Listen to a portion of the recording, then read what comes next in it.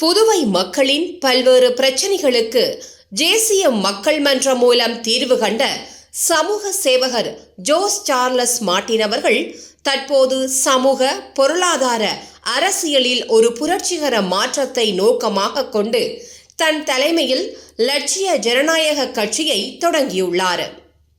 இந்நிலையில் இன்று காலை மணக்குள விநாயகர் ஆலயம், தூய ஜென்மராக்கினி அன்னை பேராலயம், ஹம்ரத் சையத் அகமது மௌலா சாஹிப் வலியுல்லா தர்கா ஆகியவற்றில் வழிபட்டார். பின் அங்கிருந்து புறப்பட்டு புதுச்சேரி துறைமுகம் வந்து அங்கிருந்து படகு மூலம் கடலுக்குள் சென்று லட்சிய ஜனநாயக கட்சியின் கொடியை கடலில் ஏற்றி அறிமுகம் செய்தார். நீலம், வெள்ளை, சிவப்பு நிற கொடியில் கையில் வேலேந்திய சிங்கம், 6 நட்சத்திரங்கள் மற்றும் நெற்கதருடன் LJK என பொறிக்கப்பட்ட கொடி அறிமுகப்படுத்தப்பட்டது. பின்னர் 64 படகுகள் LJK வடிவத்தில் பிரம்மாண்டமாக அணிவகுத்து நின்றன. இந்நிகழ்வு அனைவரையும் பிரமிப்பில் ஆழ்த்தியது.